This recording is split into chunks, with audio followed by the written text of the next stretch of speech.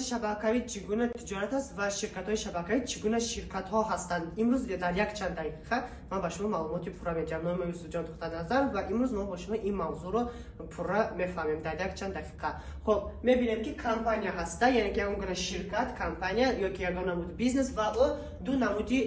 دو راهی پیشروی دارد. یکم نمود راه این با راه عنعنوی، یعنی که چگونه که می‌دانید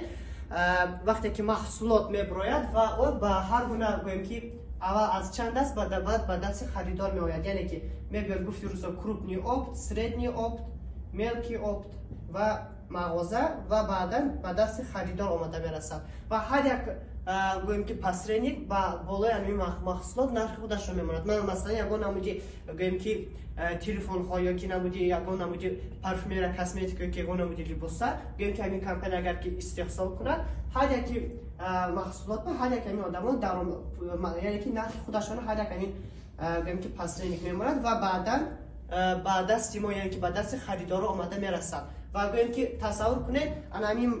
مثلا گویم که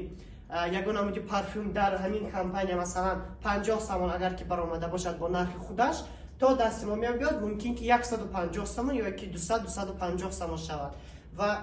در این وقت خیلی بسیار پولی کلان با رکلام صرف کرده می شود. با رکلام و پولی همین رکلام را هم خریدار می سپارد، یعنی که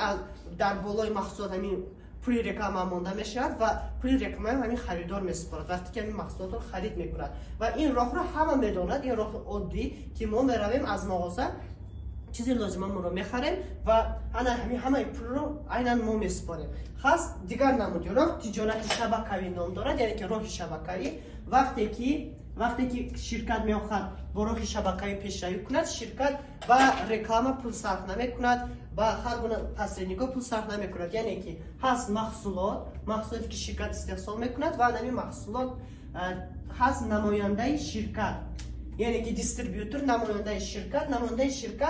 با امکانات شرکت با محصولات شرکت مردم را، یعنی که با مردم این محصولات را شناس میکند. با محصولات شرکت با امکانات های شرکت مردم را نماینده شرکت شناس میکند و از چرخی که بسیار